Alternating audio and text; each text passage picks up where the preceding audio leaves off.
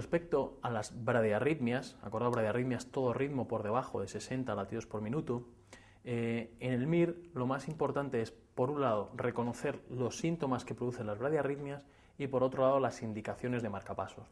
Los síntomas que producen las bradiarritmias, pensar, cuanto más lento sea la frecuencia cardíaca, el paciente va a tener menor gasto cardíaco. Y los síntomas fundamentales que debemos reconocer son, esto puede producir, claro, bajo gasto cardíaco, hipotensión, y esto puede desencadenar mareo, que es uno de los síntomas más importantes, pero el que no podemos olvidar nunca es el síncope.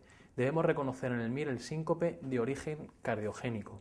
El síncope de origen cardiogénico es un síncope brusco, ocurre de repente, no tiene pródromos, es decir, el paciente no nota nada previamente y lo que ocurre es que se pierde el conocimiento y se pierde el tono postural. Pensad que la causa es que no hay flujo cerebral. No hay flujo cerebral, no hay inervación. Entonces el paciente pierde el tono muscular y se cae al suelo. Lo que sucede es que se cae y se golpea. Cuando veáis un paciente que haya perdido el conocimiento y tenga un traumatismo, ya sea craneal o en cualquier otro sitio, pensad en un síncope cardiogénico.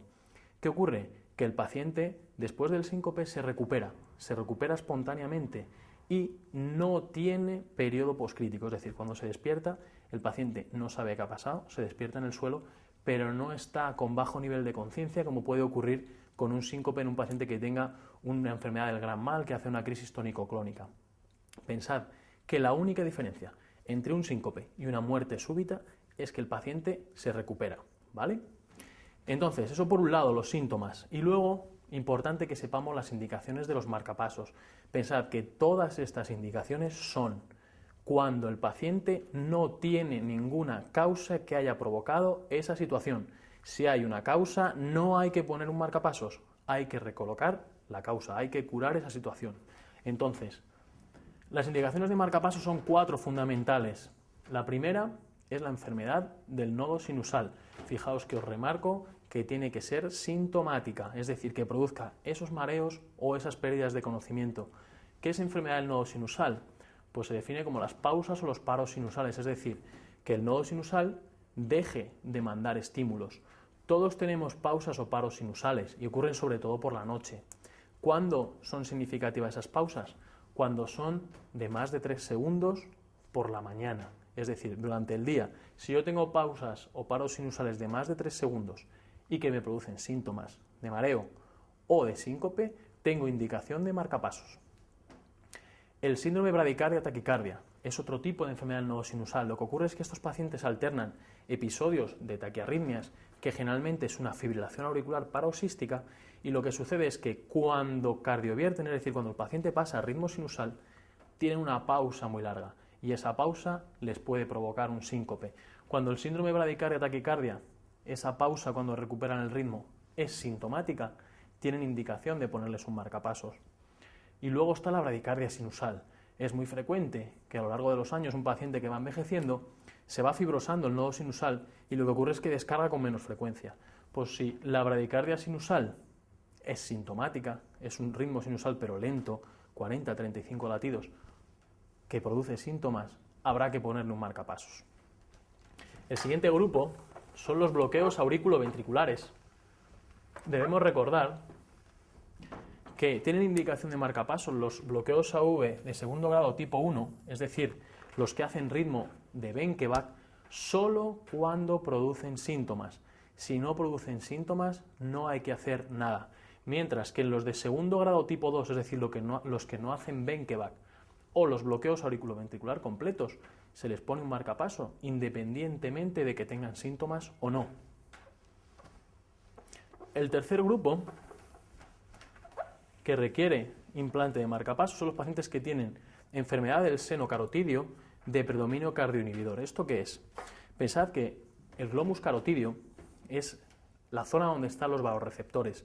¿Qué es lo que ocurre? Cuando hay una subida de tensión arterial, se activan los vasoreceptores y a través del nervio de Hering van al núcleo del tracto solitario y ahí lo que hacen es inhibir el simpático y activar el parasimpático. Con esto, al inhibir el simpático, tenemos menos vasoconstricción y menos frecuencia cardíaca y fuerza de contracción, y al activar el parasimpático frenamos la frecuencia cardíaca y vasodilatamos. Con esto lo que se pretende es que baje la tensión arterial.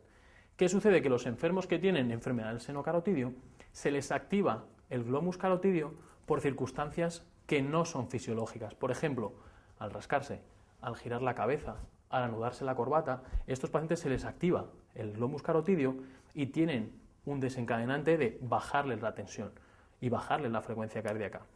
¿Qué sucede? Que en función de lo que predomine, podemos tener un paciente que tenga solo una respuesta que llamamos cardioinhibidora, es decir, que baje muchísimo la frecuencia cardíaca por inhibición simpática y activación parasimpática.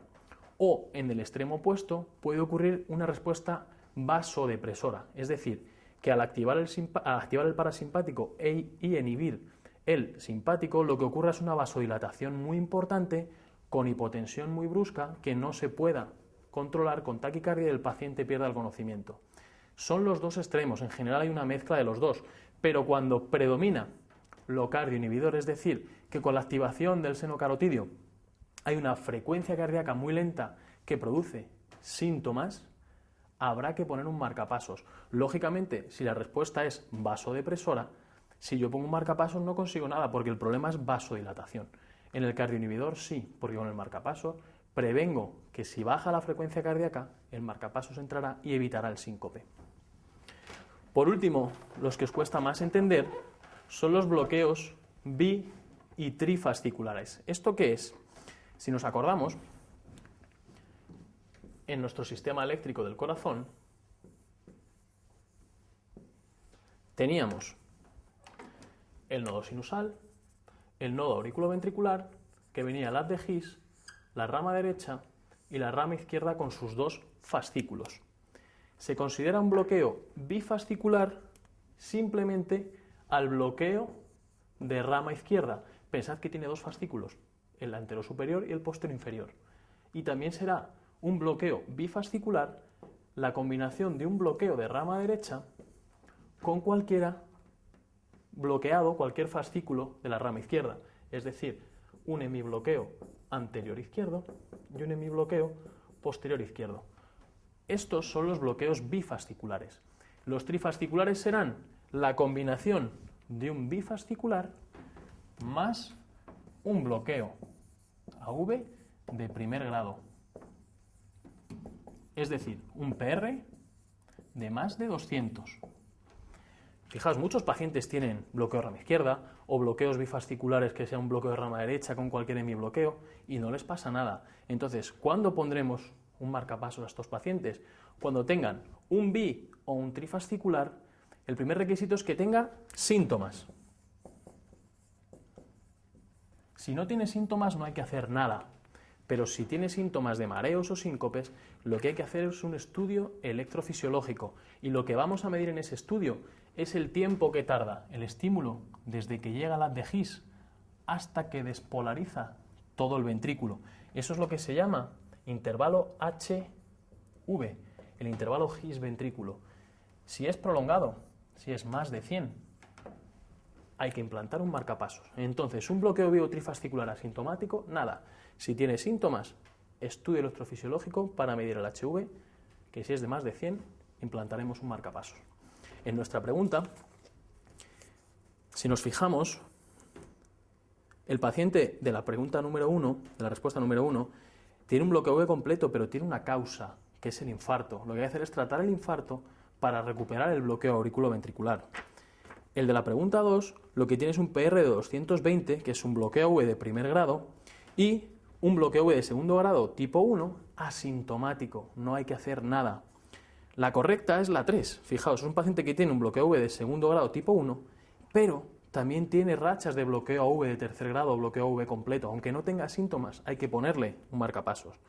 El paciente de la 4 y el paciente de la 5, todos los dos tienen causa que hay que tratar. El de la 4 está tomando fármacos que bloquean, betabloqueantes y dioxina, y el paciente de la 5 tiene hiperpotasemia. Siempre que veamos un paciente con un ritmo lento, deberemos descartar fármacos, deberemos descartar isquemia y deberemos descartar trastornos hidroelectrolíticos, sobre todo hiperpotasemia. Una vez que descartemos esto, si cumple los criterios de implante de marcapasos, se lo pondremos.